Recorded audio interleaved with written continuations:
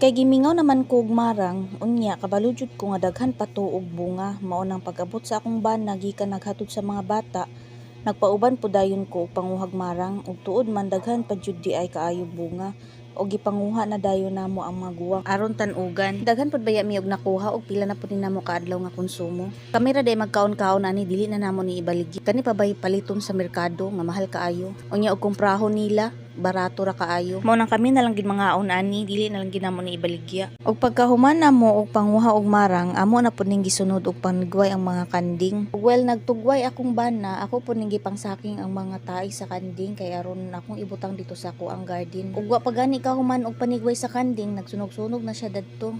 O kay daghan naman ako nasaking pod nga tae sa kanding, mao na nga ako na lang pinagtugway ani na nga bilin dinhi. Kay wa na nalingaw na gid siya dito sunog-sunog. Giha din ang gipaasuhan kay para manghawa ang mga insekto. Og tsada sad kay tan-awon og halos naasuhan jud ang mga lansones kay hangin man og nakata jud ang aso. Gikaluyan lagi mi ani kay gitagaan na sad mi usab og bunga. Kay atong niaging unang tuig namo dinhi gitagaan tuon mi pero igor ra pang kaon. Pero karon makabaligyan na pud mi ani kaluyan lang nga di mga tagak ang mga bulak. Naa ni upat ka klase nga lansones dinhi.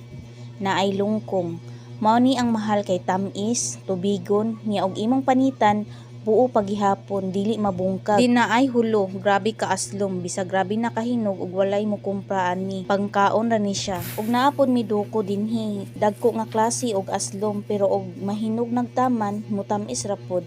Og dili gihapon nila kumprahon. Og last ang native.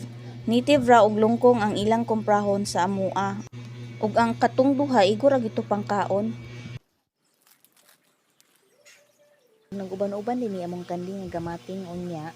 Pag uli na mo wa ni sunod niya nagsikig panawag dito sa ubos. Aya pa ni uli nga nakakita og bibi. Diyos ko day.